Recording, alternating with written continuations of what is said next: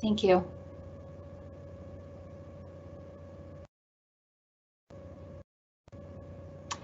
Good afternoon, Mavericks, and thank you for tuning in to our first generation celebration event. Being first, over the past 3 years, UT Arlington has celebrated first generation students with the rest of the nation. However, this event is our second panel discussion about what it means to be a first generation student at the University of Texas at Arlington. I am Jennifer Lucan Sutton, Director of the TRIO Student Support Services Program, as well as our Title V grant known as the IDEA Center. Today, it is my honor as a first-generation student and professional to join our many Mavericks and supporters of first-generation students. I am serving as a moderator for this conversation and our speakers. First, I will introduce Dr. Pranesh Aswath, who received his Master's of Science and PhD degrees in Material Science from Brown University. During his 30-year career at the University of Texas at Arlington, he has served in a number of capacities, including Associate Chair and Associate Dean in the College of Engineering, Senior Vice Provost for Academic Planning and Policy within the Department of the Provost, which is now serving, and now he is serving as Provost and Vice President of Academic Affairs at Interim. He is a fellow with the American Societies of Materials International, a fellow of the Society of Tribology and Lubrication Engineers, a member of UTA's Academy of Distinguished Scholars, and most recently, he was selected as a senior member of the National Academy of Inventors. Dr. Aswath is committed to providing academic excellence and opportunity to one of our most diverse campus populations in the nation. And now he will speak with us. Thank you. Thank you so much, Jennifer, and thank you for the kind introduction. It's such a pleasure for me to be here today, recognizing all our first generation students. While I myself am not a first generation student, my father was. And I can recollect growing up, all of the stories my father was telling me of the challenges that he faced as a first generation student and as an immigrant when he went overseas. And I can recognize the importance of recognizing first generation students because our UT Arlington is one of those institutions that has a significant number of first generation students. As you may be aware, we have about 42,000 students at UT Arlington, and of which about 24,000 of them are undergraduate students or non-AP, it means basically campus-based students, of which over 10,000 of you are first generation. That's 42% of all our undergraduate students are first generation. So that's an incredible number. You know, most universities have legacy students. You know, your father or your grandfather went to that university, so you go to that college. But UT Arlington prides itself as being an institution that helps and supports first generation students. We have invested very heavily in the Division of Student Success and other advisors on campus to essentially provide services for first generation students, and hiring people like Jennifer, who are themselves first generation students, can give the same level of perspective of what it takes to succeed as a first generation student. Now, the thing that I would be most interested in knowing from our panel discussion, the three students who are joining us today, which we're very thankful for, is to really learn what it takes in terms of the journey to get through high school and navigate the challenges of a four-year institution. I recognize that having peers and family members who are also college going or having graduated from college gives a significant advantage for some students. So that you know how to navigate the things that many people take for granted. However, our hope is that we develop those support systems and a UTA Maverick family that will take the place of perhaps having a family member who has a college educated degree. So the idea is to create an ecosystem for you at UT Arlington where you feel welcome, where you know that there are other people just like you. There are people who have navigated this process and have now gone on to have good careers. And so we are here to help support you, nurture you, and help you navigate and become productive graduates from UT Arlington. And hopefully, once you graduate and leave, you will come back and help future students or first generation students at UT Arlington navigate their journey through UTA and become productive. So I'm really looking forward to hearing what our student panelists have to say about their experiences. And we as an institution are here to help you navigate that process to become first generation graduates and become productive mavericks in society. So thank you all so much for joining us today. And I really am looking forward to the conversation. Thank you.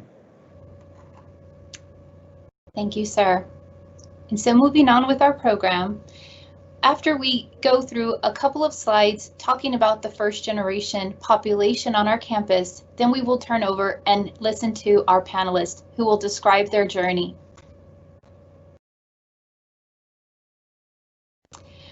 So as Dr. Aswath talked about, there is approximately 42% of our undergraduate population who identify as first generation. When we break down that percentage and look at it as a number, one of the takeaways that we would like our students and our other audience members to recognize is that means that there is over 10,000 Mavericks with our campus getting their education here in the undergraduate population. And so that is no small number. And so what we want students to feel comfortable with is typically at times we can feel like we're the only one and we're alone, but in this case you are not. And so moving into the different colleges, we wanted to break down approximately how many first generation students are available in each college based on how they self-identify. And so this is a breakdown just for you to take a peek at. Look at the college that you're affiliated with, or possibly a college that you graduated from. If you've already graduated from UT Arlington, look and see what the numbers are on how many first generation students are presently enrolled. These numbers are based on fall 2020 enrollment.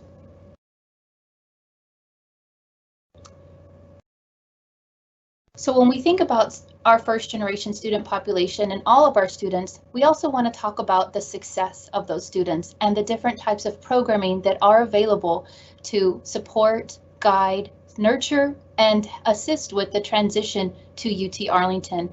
And as Dr. Aswath mentioned, the Division of Student Success, specifically in the Retention and Completion program, have a number of services that have been growing and adapting and specializing in ways to help the number of different students that we have on campus. We have programs such as supplemental instruction, which is a long-standing support program that helps and proves that by participating in this program and being active in your learning, you can receive up to a half or even full letter grade of improvement by engaging with that service. We have different modalities for tutoring, something that we've learned over the years since I was a student, that students need different options. You need something such as appointment-based tutoring, drop-in tutoring, and now e-tutoring, which has become increasingly popular. There's also peer mentorship and academic coaching. This is one of our newest programs to join the university, and peer mentorship actually got its opportunity to grow and expand through the Title V grant known as the Idea Center, and we're very excited to see where that leads us in the future.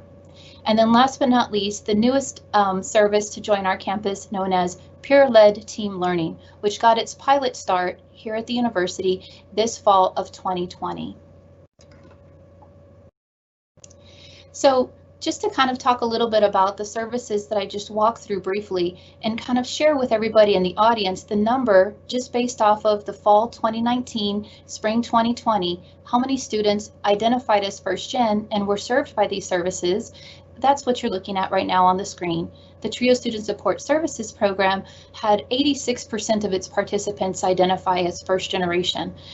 And the appointment-based tutoring, over 700, close to 800 students engaged with the appointment-based tutoring, and over 1,500 students attended drop-in tutoring and mentoring services. E-tutoring saw close to 300 students, and supplemental instruction served over 2,000. So again, if there are any first-generation students on this call or staff, as you think about first-generation students that you are working with, these programs are helpful, and first-generation students are engaging with them. And so we encourage you to continue to advise them to seek out services. And so now we're going to turn it over to our panel, which is the reason why we're here today. We want to hear the I am first, the day in the life of a first generation student at UTA. And so we will be going in order as you see them on this slide. Panelists, if you would please unmute yourself when it is your turn to talk. Please introduce yourself with your name, your major or multiple majors, because some of you guys have multiple majors, as well as your classification. Thank you. Okay, my name is Fred Teed. I go by Fred. My major is marketing and management. And as it stands right now, I'm a senior, set to finish end of summer next year.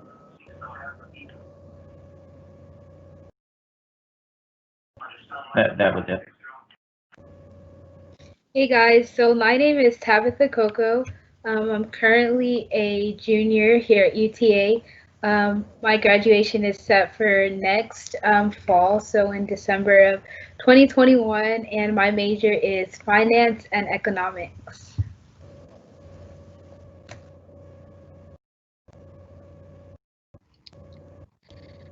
Hi everyone, my name's Shay Kennedy. I'm a biology major and with a minor in neuroscience.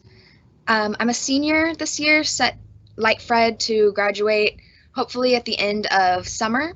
I started working for the Title V grant, the Ideas Center that Jennifer was mentioning earlier, my junior year, and I have worked for them up until now, this year. Thank you, Shay.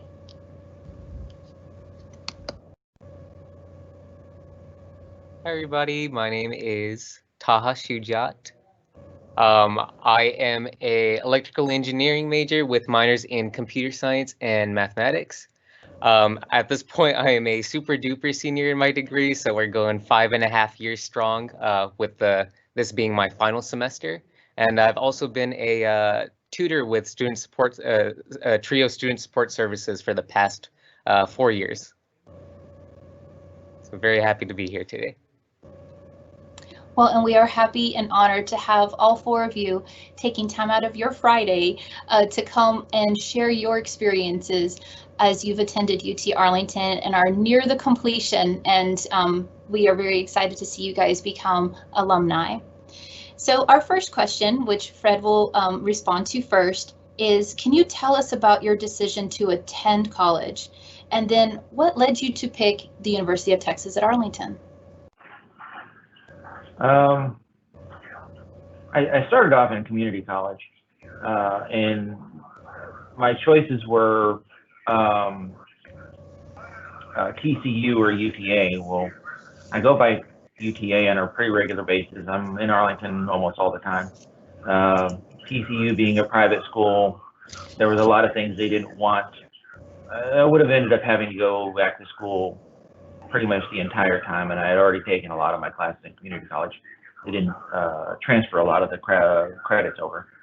So UTA ended up being, where I go, since, like I said, I drive by there all the time anyway, and I'm in Arlington all the time. So I don't know if that helps. Thank you, Fred. And Fred, you have a little bit of a non-traditional background in coming to school. It's my understanding you've also served in the armed forces. Yes. I'm sorry, go ahead. Oh, no, I was going to say prior to coming to college, could you share a little bit about that? Yeah, I was in the U.S. Army for 8 years. Rose to the rank of sergeant. I did go to the Central Texas College down there in Killeen for about a semester while I was overseas, and that was a mistake. But that definitely helped discipline me and push me in the direction of realizing I need to go to school, because otherwise I'm not going to be able to do anything with any of the skills that I brought out of the military. Thank you, Fred. Thank you for sharing that.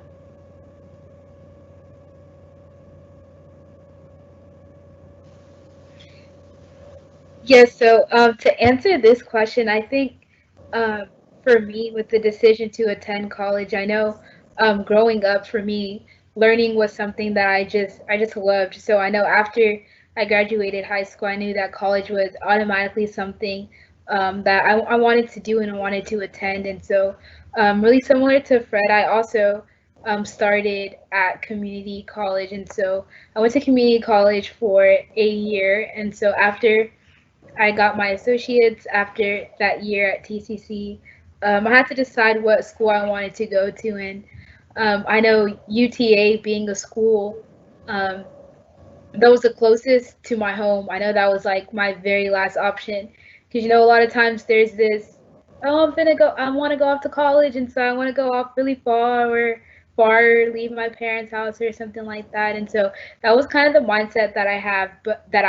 But after like visiting the different schools and the different options that I had, like UTA was just where I just felt most comfortable and where I just felt like most at home. And so um, definitely would not regret that decision. And so that's how I ended up here at UTA. Thank you, Tabitha. I would say my situation is a lot similar to Tabitha's. I had also just had a natural passion for learning. I want to know like how and why things work. So that's why I'm really interested in the sciences, and I've always been drawn towards medical school. So you can't get to medical school without going to undergrad. So I always kind of had that in mind. But I chose UTA specifically because I came here originally as a CAP student, which means that I was originally seeking admission into UT Austin. But I received admission to UT Austin only after attending a year at one of their satellite schools. So basically, UT Austin came to me and was like, hey, you can come here, but you have to go to one of the satellite schools for a year first, and then you automatically transfer. So when choosing the satellite schools, I really didn't know any of the satellite schools of UT. I hadn't looked into that prior to that moment.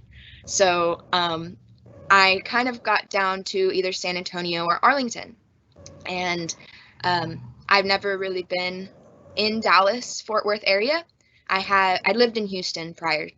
So I had been around San Antonio a little bit more. So I wanted a new experience. So I came up to UTA, and I'm very thankful I did, because like all of the student success services that Jennifer was talking about, made me really want to stay here and made me feel at home and welcomed here. When I went and visited UT Austin, the College of Science there was a very different feel, and I didn't personally feel as supported and at home there as I did here. So I chose to stay at UTA instead of transferring to UT Austin, because like Dr. Aswalth was saying as well, those are colleges that are very much geared towards legacy students who have been generations after generation of their family have been going to that same college, maybe with the same even professors. Whereas that is not the situation for me, and so UTA just felt more my speed. Well, Shay, we're very glad that you made that decision to stay here, and we're looking forward to your graduation in 2021.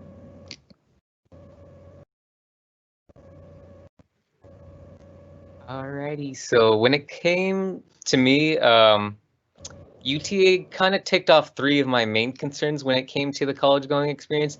Like the commute wasn't too far. I actually live in the Fort Worth area, so I wanted a university that I'd be able to commute to and didn't take up too much time of my day every time like I had to drive to it. The second thing I'd say is, well, FAFSA covered a lot of the expenses there, so when it came to the college application process, it was three colleges that I had gotten accepted to was UTA, TCU, and I think A&M Texarkana. I'll be honest, I don't even remember applying to them, but I remember getting that announcement. I was like, oh, okay, that's cool. So out of the three there, so FAFSA was willing to cover most of the expenses for UTA. So I was like, okay, there's another reason on that front. And probably this third reason was probably the most important to me was the actual amount of resources available for the major that I wanted to get into for the electrical engineering major. Just a quick search on a lot of the stuff, they had like some of the undergraduate labs, some like soldering stuff, workshops to help you get acquainted more with some of the topics in electrical engineering. So on that front, I went, okay, I see that there's a lot more support on UTA's side for the degree that I want to pursue when compared to something like TCU's electrical engineering program or A&M's electrical engineering program. So it was mainly those 3 points, and on top of it all, before I even got to the actual orientation date, that wasn't my first foray into the UTA community. I actually I was a part of a robotics organization called FTC in high school. It's a First Tech Challenge, and UTA was actually a big sponsor for that. So when we had like some of those regional competitions, they'd usually be hosted in the actual MAC. I remember me and my friend would be just running on the track field while we were trying to just pass time in between the competition points. So it wasn't my first foray, and also my sister, she attended the university a year before. She graduated high school like a year before I did, so I was actually able to tag along to her orientation date and kind of just roam around and get to explore the campus a little bit on a more superficial level. So it felt like there was a connection to UTA for on numerous different fronts there. So it was kind of a no-brainer for me on that side. Well, Taha, we're glad to see that all of those early touch points with coming to UT Arlington helped you realize that being a Maverick was going to be your legacy. So thank you for sharing, everyone. Thank you for sharing your story about what it was like to make the decision to come to college, and then how you came about choosing the University of Texas at Arlington. My personal story is that I came because of our Upward Bound Math and Science program, and that 6-week summer experience living in Brazo's house had me sold. And I knew that coming from South Texas to the urban city of Arlington was going to be the right place for me, and it just was a right fit, just like as Shay described. It feels like a nice, good pair of clothes or a nice pair of shoes where it works. So yes, thank you guys for sharing your story. So thinking about the transition to college and the different types of experiences that you had, Fred, could you please talk to us? You have a background of coming from the military into the university, and some others have come from community colleges. Share what was a surprise as you transitioned into the Maverick environment. I was definitely surprised to realize that there were a lot more veterans in the community. We tend to stay to ourselves, so I mean, unless you know what you're looking for, a lot of times you don't notice. I definitely was surprised that I guess the structure is not what I'm used to. I mean, I obviously, being in the military, I've also worked for, coming straight out of high school, so I'm not used to the relaxed structure, if that makes any sense. A lot more relaxed than I've really been used to be honest. Other than that, surprises, I guess I did as much research as I could before I came to school, so I wasn't too surprised by a lot of things. Well, thank you, Fred, and thank you for mentioning that you were able to identify the large veteran population. I know that the Veteran Services Office does a really good job at keeping the students involved and helping you guys feel like there's a sense of community, and we do appreciate all of our veterans for their service. So thank you for mentioning that. Tabitha, talk about the community college and transitioning to UT Arlington. Yes, so transitioning to UTA from community college, well, the community college that I went to, it was definitely a big difference. I know for me, whenever I was at community college, I know that it was, for me, my experience was strictly going to class and then going home and then repeating that cycle for the 2 semesters that I was there. And I didn't really get to build a community while I was at the community college. And so I think coming to UTA, one thing that really surprised me and that I really loved was how everyone was just so welcoming and how everyone was just like so literally really loving, from the professors to the even the students in the classroom, like building those relationships like day one, building study groups, and seeing how different it was from my experience at community college was definitely a little bit of a surprise for me. And then also, like it was mentioned earlier, the different resources that was provided at UTA, like for the students. Like UTA has all these services that push you to be a better student, that push you to succeed to the best of your ability. And so definitely was a little bit of a surprise, but a good one, and a good surprise for sure. Thank you, Tabitha. Thank you for sharing. Of course. I would have to agree that my biggest surprise in transitioning was probably the shift in freedom and responsibility. So I went straight to the university from high school. So I went transitioning from being a high school senior with a curfew and a very strict school schedule, absences, tardies, all of these things that force you to be a certain type of student. And transitioning into college, there was none of that framework. So learning the time management skills, the self-discipline, all of those things were definitely a big shock when I got here. Like, I obviously expected that, but it was definitely a lot. The class load was a lot. But I think that the thing that really surprised me the most and made me the most happy when I did transition was seeing all of my possibilities for the future open up. Like, I had always been very focused on medicine and wanting to pursue that dream, but I've also always been very artistic and a people person. So I began to explore a lot of other passions that I found, like teaching and criminology and all of these different aspects, psychology, that I can now work into what my degree and goal is.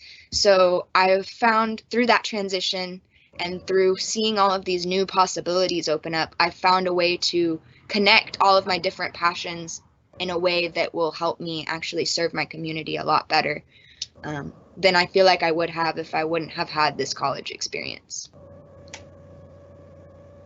Awesome. Thank you, Shay. And Taha, I think you had a traditional path coming from high school to college. Yeah, not too dissimilar from Shay, actually. Yeah, I came straight out of high school to university there. So I guess a little bit of background there. So I graduated from Harmony School of Innovation. It's one of those Harmony schools that they kind of have a little bit of a college prep aspect to them, in the sense that they'll at least try to prepare you academically and workload wise as to what to expect. And in fact, they actually hosted several panels not too dissimilar to the one that we have right now, where they invite over a lot of the alumni from previous years, and they just spend an hour or two just talking about how their transition was like. And for some students, they said, oh, yeah, time management is going to be a huge aspect of that. Make sure you have your syllabus saved with you, have that printed out, so that way you know exactly how to plan your time around some of the exams and whatnot. They always encourage us to visit office hours for the professors. So really, I don't feel like I was too unprepared going to college on the academic level or the time management aspect. But I was surprised to just, again, speaking to kind of what Tabitha said earlier, just the openness of some of the other students, some of the help and resources that we got on campus, how easy I was able to connect with some of the students, and even the electrical engineering department, some of our freshman year courses, they had us working in just group projects. You know, we had from the get-go, you know, kind of preparing us for some of the junior and senior project classes that we'd be taking later on down the road. So they have us group up in like a team of 4 to 5 students, and you know, from there we kind of mingle. We try to incorporate our time management skills to get our project done for that 1 credit course that we were working towards. So I'd say, yeah, so if I had to summarize it, I'd say it probably came down mostly to just I was surprised by how well I was able to adapt on that other level, considering how I felt like I was only academically prepared. I wasn't, and I have the social skills necessarily. My sister, in fact, she encouraged me to like seek out some of these other resources too, having been at UTA a year longer than I had. So she actually was the one who introduced me to student services like student support services. So, you know, that got me to go out of my bubble and reach out and go, hey, okay, what type of services do y'all have to offer, or you know, how do I apply? So that was a lot of that came into play when it in my transitional phase to UTA here. And thank you, Taha. Thank you for sharing about your background. What I want to share with the panel and with the group is that I have a number of surprises that I experienced in my life, in my early career as a Maverick. But the one that I'll share, because no one else has talked about it, is homesickness. I was surprised that I actually experienced that, because I had, as I mentioned, I chose UT Arlington after a 6-week experience of relocating from my community in South Texas. I come from a small town called Hidalgo, Texas. Came to UT Arlington for a 6-week stay of camp, and then went back home and finished my senior year, and then knew UT Arlington was where I wanted to be. But around October, I really started to miss my family. And it's not that phones didn't exist, they did. I was calling home, using long distance cards. Guys, cell phones and nationwide planning was not always around.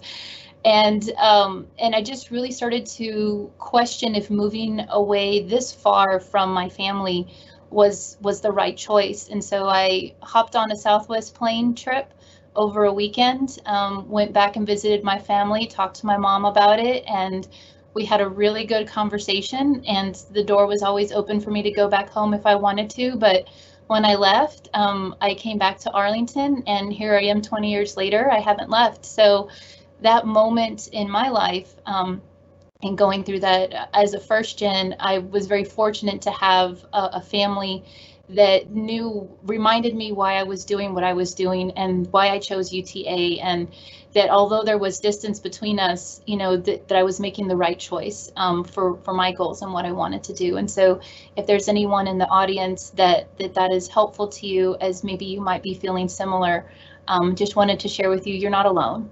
In having those experiences, or with any of our panelists that have shared what some of their surprises have been in attending college and being the first one in your family to attend.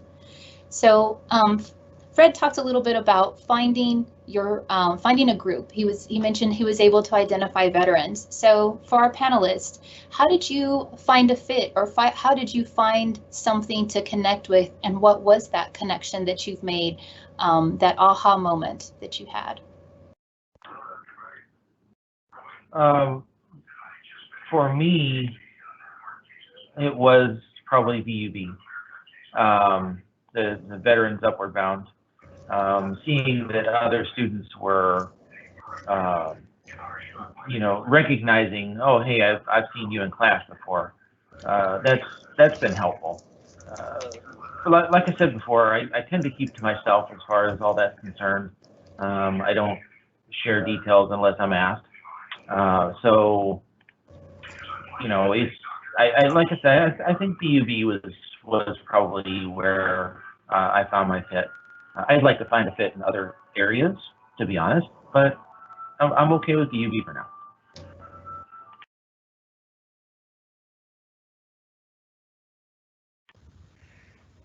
Yeah, so whenever I came to campus, I literally didn't know anyone, and so trying to make connections and kind of find like a fit or home was definitely something that I was looking forward to when coming to UTA. And I think I made many connections, but I think two of the most that have just been just so impacting at my time at UTA have been first off, one, connecting with the pre-law society, because I knew that coming to UTA and even growing up, I knew that law was something that I wanted to pursue. But kind of prior coming to UTA, I knew it's what I wanted to pursue, but I kind of had no direction.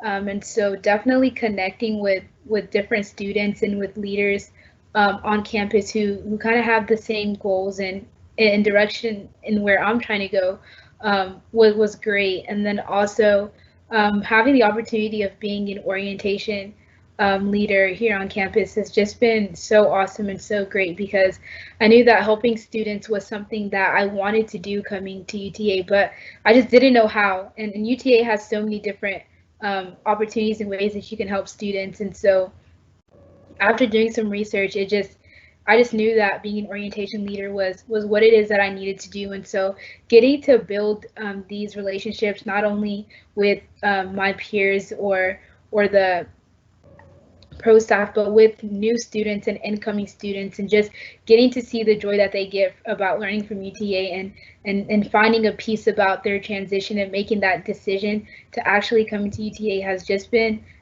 great. And so I'm definitely grateful for those two connections that I've got to make, for sure.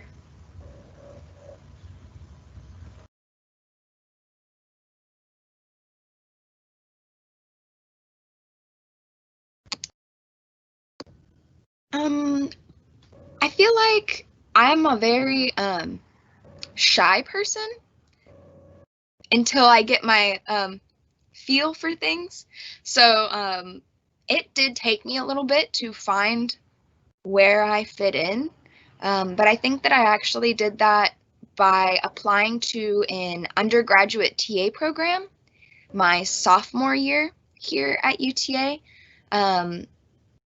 Through that, I found out that I really enjoyed teaching, and that undergraduate TA program actually pairs you with another undergrad that's in your college of study, and you together will teach a class that you have already taken. So doing this in the biology department within the labs really helped me get to know people and come out of my shell a little bit, make me feel not as out of place in somewhere as academic as a college. I hadn't really had very many interactions with academia in general. My high school was not by any means a college prep high school. None of my family members had gone to college or been geared towards that. So I did feel kind of out of place when I first got here, but in doing all of these undergrad TA programs, and then once I joined the Idea Center on staff, I really started to see everyone open up to me. Once I let them, I had to open myself up to the opportunities of getting connected. And that took a second for me to pop my little bubble and allow that to happen. But once I did, it just happened very fast. I went from knowing no one on campus to knowing like hundreds of people just from our staff and our staff's friends, and just how friendly everyone truly was once I like spoke to them. So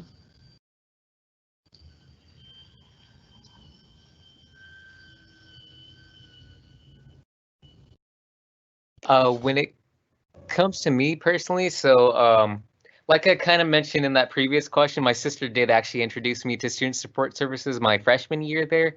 So I stayed on with them as a student for like a good couple years after I transitioned into being a tutor for them a year later when I applied for that job. So on that front, student support services was pretty integral to helping me develop a lot of my mindset on how to fit within a group, how to interact with others. But within the confines of my electrical engineering degree, I didn't actually delve into that until the end of my sophomore year, and that's when I actually went out looking for stuff like IEEE, which is the Institute of Electrical and Electronics Engineers.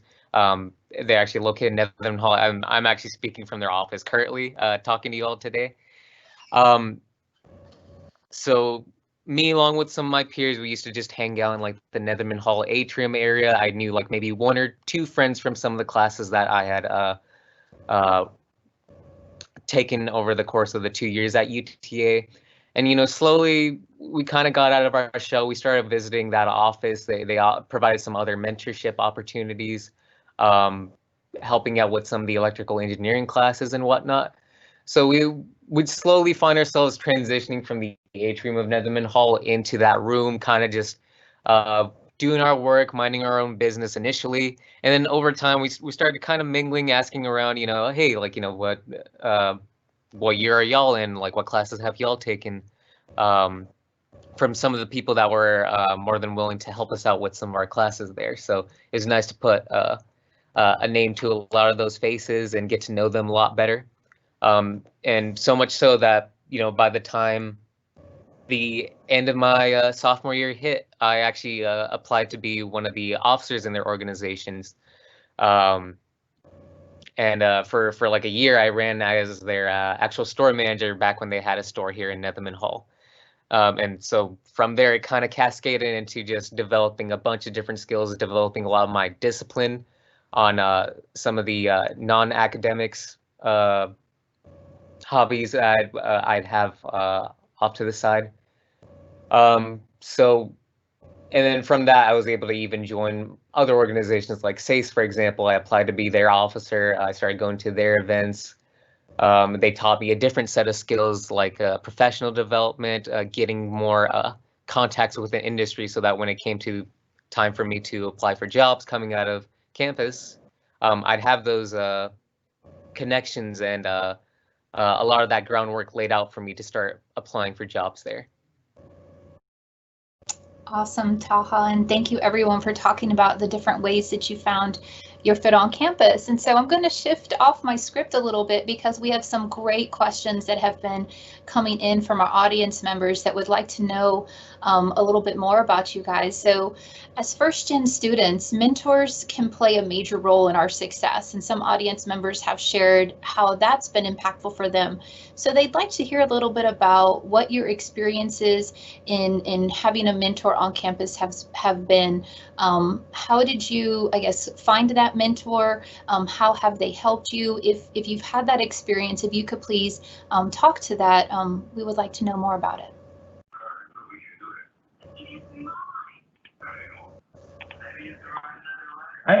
I can't say that I've had a per se mentor. I mean, being at BUB, I've dealt with Pete and James. I've been kind of looking up to them, I guess.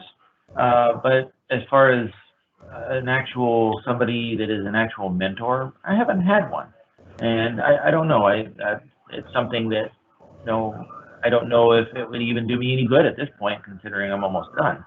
But I don't know. Like I said, Pete and James, I guess I could say I look up to. Other than that, no, I don't have an actual mentor. Well, thank you, Fred. Thank you for sharing. And I'm sure they're glad to hear on the call that they've had an impact with you. I definitely think that having a mentor or someone to even look up to on campus has definitely been great and has been so extremely beneficial. Because like I mentioned in the last question, for example, when it comes to like law, I knew that I had a passion and a desire to pursue law, but I kind of just didn't know where to go, like, or what to do next, or what steps it was that I needed to take. And so definitely, I think that having a mentor, having people there to help kind of guide and be there to answer your questions and to walk with you has definitely been great. Even as a first generation student, it can be tough at times, but definitely having a mentor has helped for sure.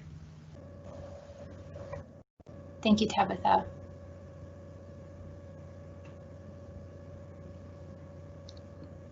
I feel like a lot of the experiences that I've had with mentors on campus have ended up being very two-sided between me and my mentor. Like, I feel that I have gained so much from my mentors, but also that I'm helpful and towards their growth as well, if that makes any sense. And I feel like those are the mentoring relationships that I really get the most out of, are those ones where I feel like it's a mutually beneficial relationship. I definitely have felt that with some of the staff in the biology department. Our staff at the Ideas Center, both my peer educators as well as our administrators.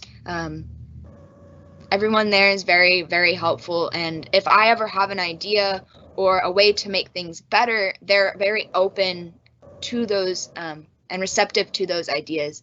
And I think that having an environment like that where the mentoring isn't just one-sided is very, very beneficial at UTA, and I think it leads to our system and our campus evolving with our student population. So the mentors are very receptive as to what they need to do better, as well as the mentee is getting to learn from the mentor. Thank you, Shay.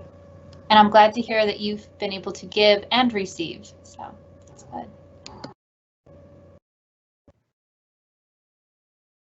So on my side, I'd say probably the closest thing to actually having a mentor or being mentored by somebody would be my sister, like I mentioned, and also the SDSs that I had with TRIO Student Support Services. So with my sister, of course, like, she was mentoring me before I was even kind of in college, just kind of casually here and there, giving me advice on how her transition to the college life was, what she expected, even though we came from very different, or well, not backgrounds, but even though we had very different degrees, majors, even though we had different personalities, she's still able to provide and help guide me towards some of the resources that I would be needing and that she herself knew she needed, like her first year at UTA.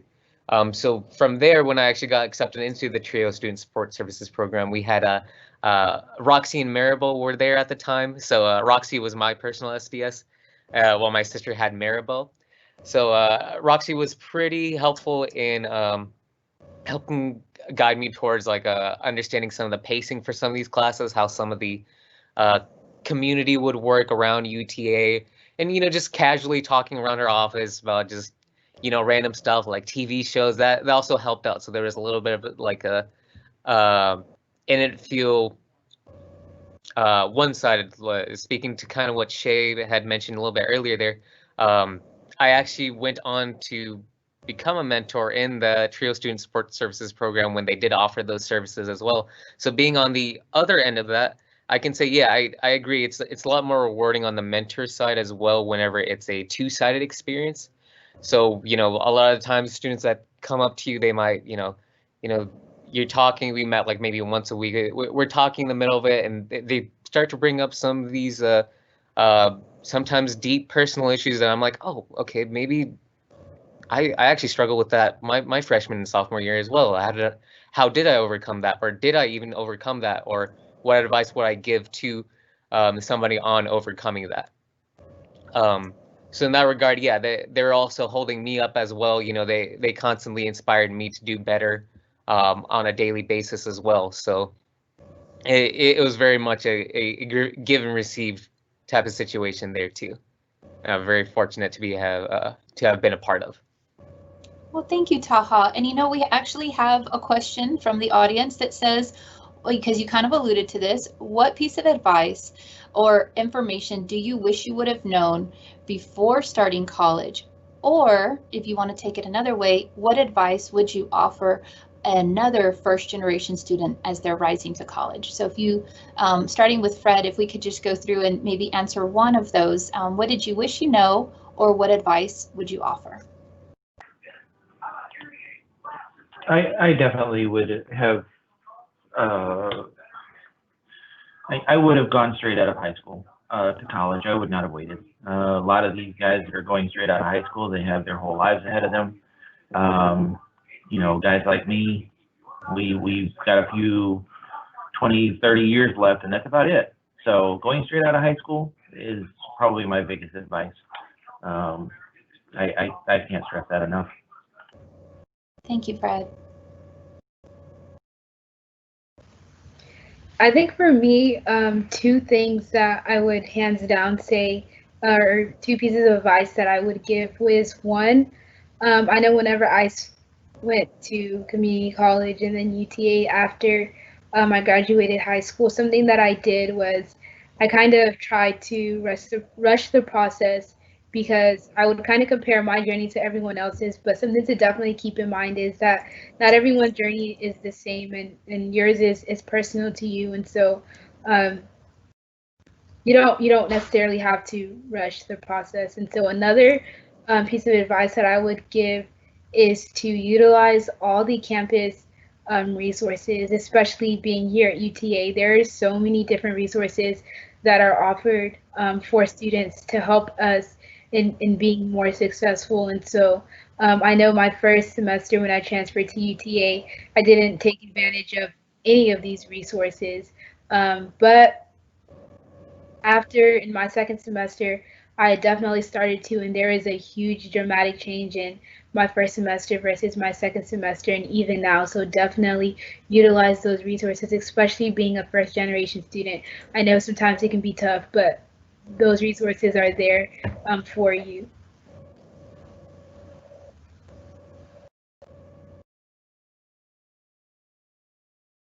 All right, Shay and Taha, we do have two more questions. So if you guys could also offer your advice or what you would go back, that would be great. Yeah, I think that my advice also very heavily echoes Tabitha's. Your story is your story. So don't be worried about what everybody else has in mind for what the right path is. Your goals are your goals. So do what you want to be passionate about. And if I had to go back and tell myself something, I would apply for scholarships outside of FAFSA. Especially being a first generation student, I feel like there are a lot of scholarship options out there that don't get taken advantage of simply because not enough people apply to it. So I would definitely apply to scholarships outside of FAFSA because personally, I don't get anything from FAFSA. And I feel like being a first generation student, other scholarships are a lot,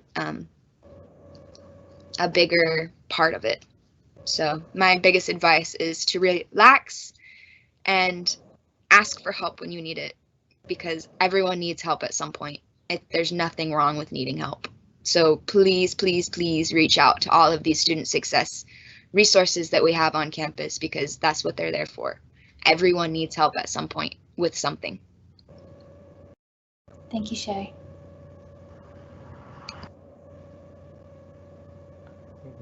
Okay, so I think what a lot of Shay said there kind of echoes my mentality on all of that as well. I'm kind of trying to expand a little bit on that.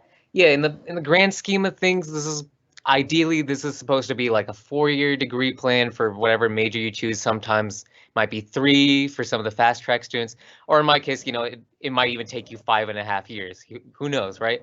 It's going to be different from person to person. You know, in the grand scheme of things, you know, it's going to be kind of short term, but what you do in that amount of time does matter quite a bit.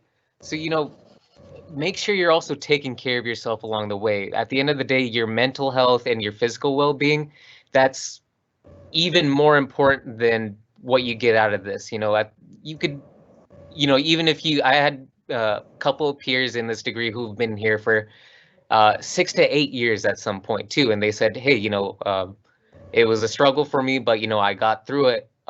Just make sure you're taking care of yourself along the way.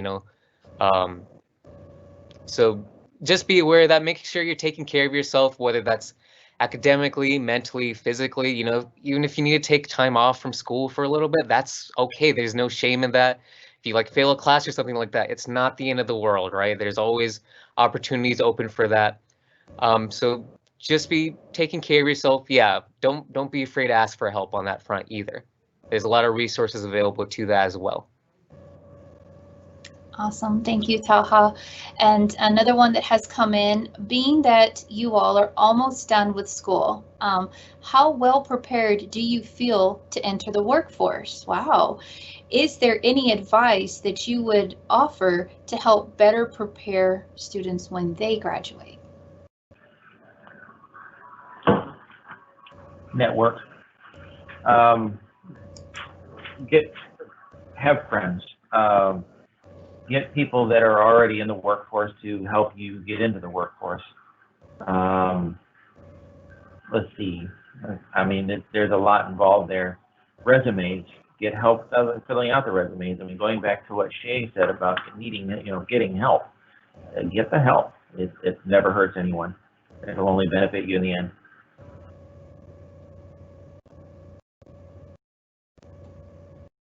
Yeah, I definitely agree with what Fred said about networking, and he even mentioned like resumes and being more prepared. And so, like we said earlier, we all mentioned like campus resources, and so a resource that I would definitely recommend to you would be utilizing the Lockheed Martin Career and Development Center, because they have so many different workshops and so many different individuals who are there to help you to get prepared for your post-graduation season. And so definitely utilize them as a source for you.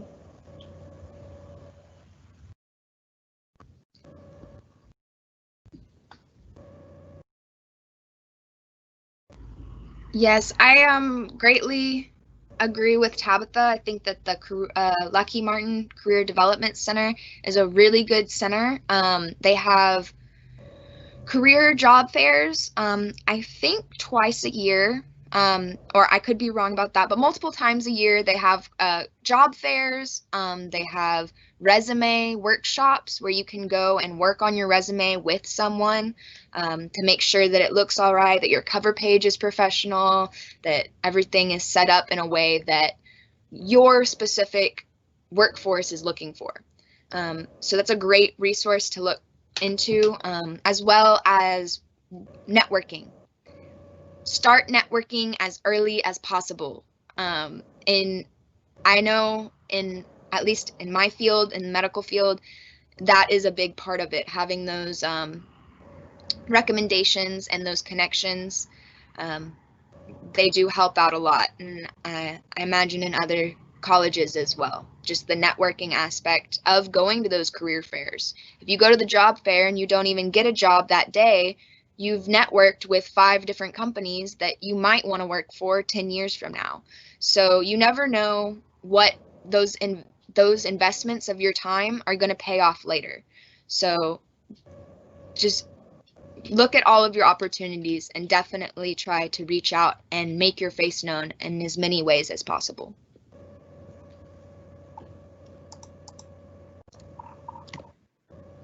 So I think it's pretty unanimous across the board that networking is a pretty crucial part of developing some of that experience there. Regardless of what degree you're in. Speaking on the engineering side, I'd recommend having to develop those networking skills a little bit even earlier on. I know a lot of the times, a lot of the freshman mentality going into the engineering field is, oh, I don't have a lot of experience, or I haven't taken this many classes. Still, reach out and see what the job fair might look like, or the career fairs look like. Get a feel of what the atmosphere there is like. Maybe talk to some of the recruiters. That was kind of my mistake. I had that mentality in my freshman and sophomore year. In fact, I didn't even consider pursuing the career fair stuff until I got to my junior year. By that point, I had some classes underneath my belt, some soft skills developed here and there. But if I had maybe went out of my way to actually go out and attend those earlier on in my freshman and sophomore year, maybe I would have had an internship by that point or a job already landed in the professional industry. So yeah, developing those networking skills, and I can even say it from the peers who have landed jobs in different engineering companies like Lockheed or Paycom or some of these other ones there. Networking was a crucial part to getting their job. You know, a lot of times, sometimes the students might be like, oh, I have a low GPA, I can't apply to this one place.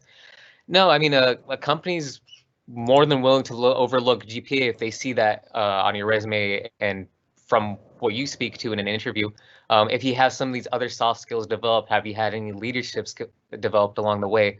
So developing even those soft skills along with, you know, your academic stuff, that makes you more of a well-rounded candidate. So that way, whenever you're applying for jobs, that makes you stand out to some of the recruiters. So just be aware of that. Put in that work beforehand. You don't want to be, you know, sitting there like senior year going, oh man, I don't have a job right after I graduate from my university, right? If you develop that early on enough, then you'll be set there. So. Well, thank you, Taha. And I know I said we had 2 more, but we had a really good one come in right here before the end. If you guys, as we get ready to wrap up, has there been a time when you felt lost in your college experience? Have you ever thought about maybe not continuing your studies, and what support would you have benefited from maybe at that point if you experienced it? I know that everybody's experiences are different, so if you didn't, you can definitely pass on the question, but this is a good one.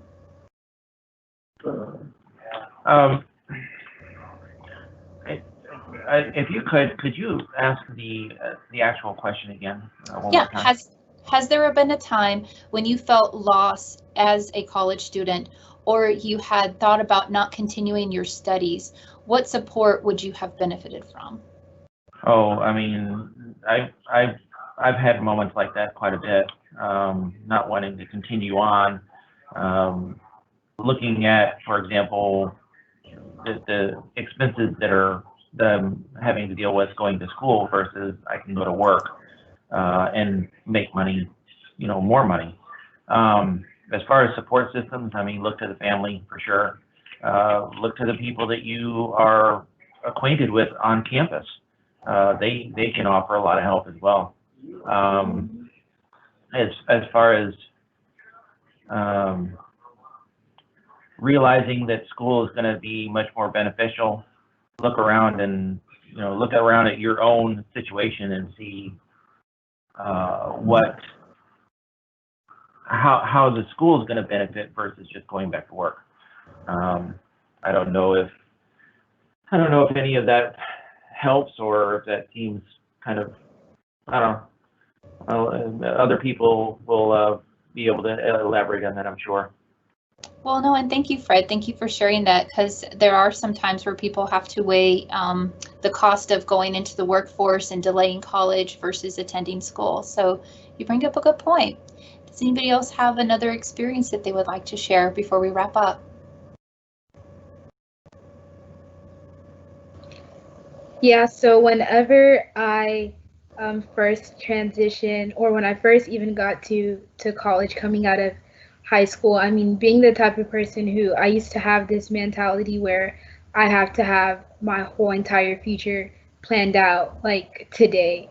And so whenever I didn't have like my whole entire future planned out and I didn't know where it was, how I was going to get to the goals that I wanted to reach, it did cause me to feel a little bit lost and a little bit discouraged, and as if like I didn't want to give up. But I think looking to, as Fred mentioned, the people who were around me, like family and friends or different professors that I had connected with, definitely helped. And even sitting down with an advisor and just talking things out and just having them be there for me was definitely something that helped me for sure. Awesome. Thank you, Tabitha. And I'm so sorry, everyone, but we're going to have to cut our program because we got to be mindful of schedules and other programming that may be going on. But I want to thank all of our panelists for joining us today and for sharing their advice and their experiences, not just to our faculty and staff community, but to the students who have also been in attendance. We really hope that you have gathered some perspective through the different walks of lives that these students have shared with us today, what it is to be first generation at UT Arlington. And as there are many colorful stories out there on the campus, we hope that programming like this will continue ongoing through the year and then even into subsequent years. So then that way we can continue to just understand each other's stories as first gen professionals or first gen students. So we thank you for your time this afternoon. We definitely appreciate everyone who was able to attend, and for OIT for helping us have the ability to record this so others may hear it in the future. And just know that all of our attendees will also be receiving a follow-up evaluation as we look to offer different types of first generation programming at UT Arlington. We definitely would like to hear more input about what is out there and what suggestions the community has. So thank you everyone, and we appreciate your time.